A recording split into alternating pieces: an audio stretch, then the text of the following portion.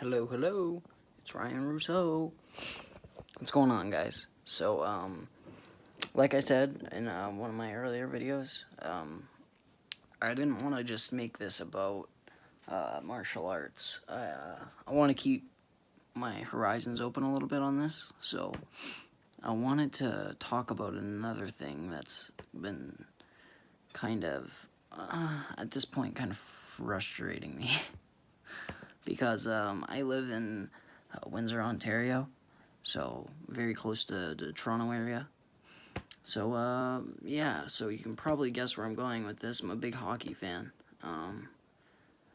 So what I really want to talk about today is the Mitch Marner situation with the offer sheets and everything like that. So I'm going to go on cap friendly here, just to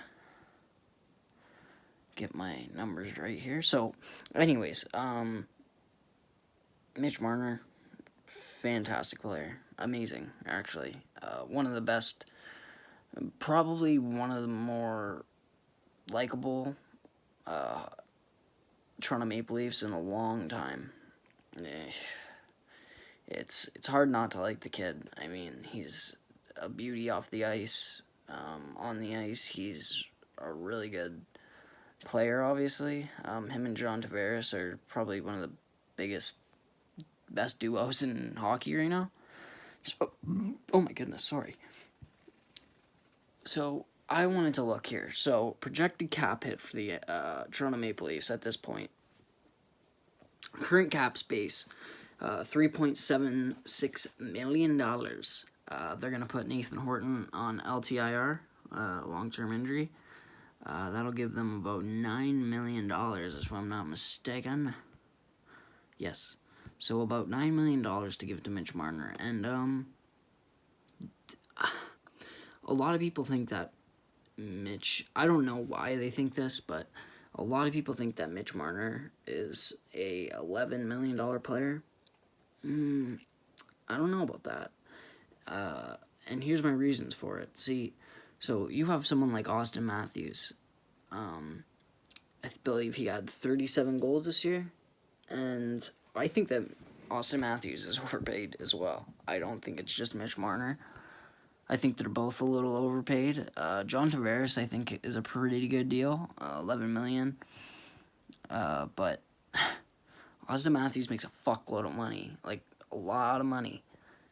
And yeah, when I saw that deal, I mean, can you really blame Mitch for wanting that? He had more assists than him. But I think a goal scorer is much harder to come across, so I understand why Austin got that. Mitchell Marner, right here, RFA.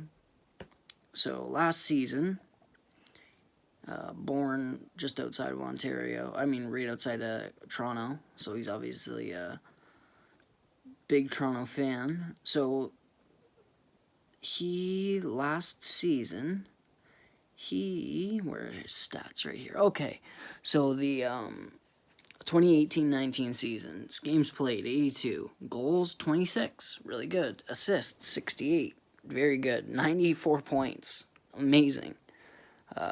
In the playoffs, he obviously shone as well. He was really good in the playoffs. Played 7 games against the Boston Bruins, 2 goals, 2 assists, -4. I don't really go by plus minus too much, but I ain't shed, man. Like, especially those first 2 games in the playoffs, he really showed that he's a very elite player.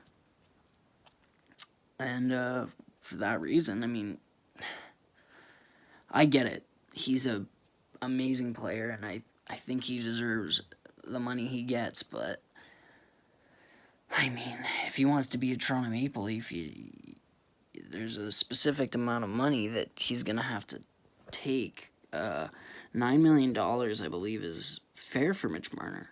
I do. Not because he's worth less than Austin Matthews or anything like that, but he is a winger, and he's a little smaller. Smaller players get paid a lot now. That's not his fault. But, I mean, you got deals like, what's his name? Not Keith Kachuk. Keith Yandel, is it? he just signed to Philadelphia. I forget his name, but he's a player, and he's at most a second line center guy, and he's making $6 million a year, which is absolutely insane. It's those kinds of contracts that give these guys more grounds to say that they want more money, and I get it. But shit, man.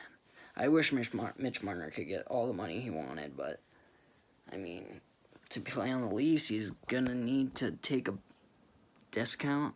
Is $9 million really a discount? No, not really.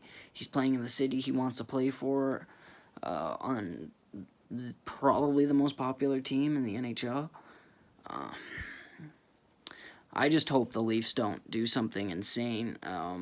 So what are the three of them together? Give me a sec here. So if you put Mitch Marner, Austin Matthews, and John Tavares together, so say Mitch makes $9 million, plus the 11, so that's 20, plus the 11.5 that Austin makes, so 20 so that's 30.5, like that's a lot. Yeah, if you had asked me about a year ago if the Leafs had a chance to win a cup, I'd probably say yes. And this is probably the year that if they don't win it, it's going to be hard for them to do it because they're paying a lot of guys a lot of money. I think the Janssen and the Kapanen deal were kind of a steal. I mean, those guys are, they don't have all the tools in the bag, but they're fast and they complement the centers very well in Toronto. A bunch of really fast guys. With Tyson Barrie on the point now too, they're gonna be snapping it tape to tape.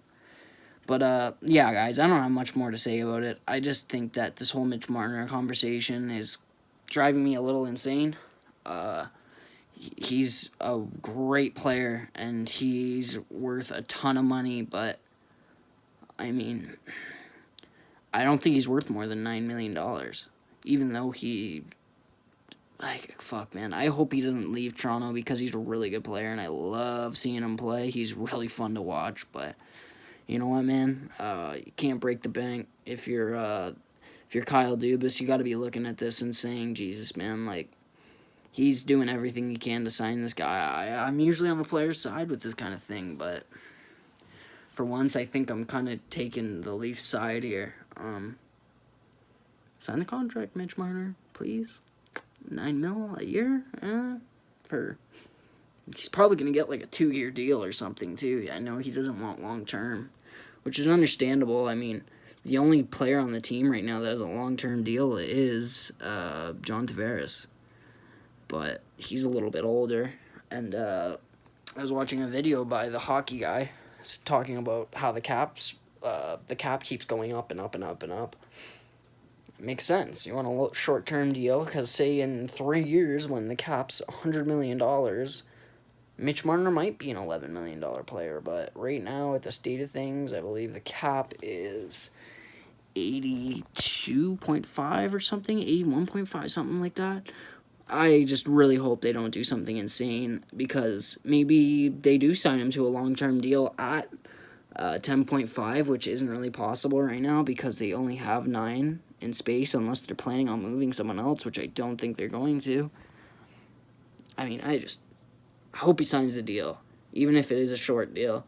I want them to have a good shot, especially this year. It seems like this is the year for the Toronto Maple Leafs, the 2020 season.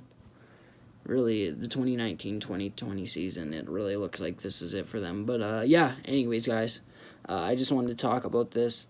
I don't really have many people in the comment section right now, but if you guys have any ideas for videos, let me know, and we'll talk about it. Thanks, guys. Take it easy. Bye.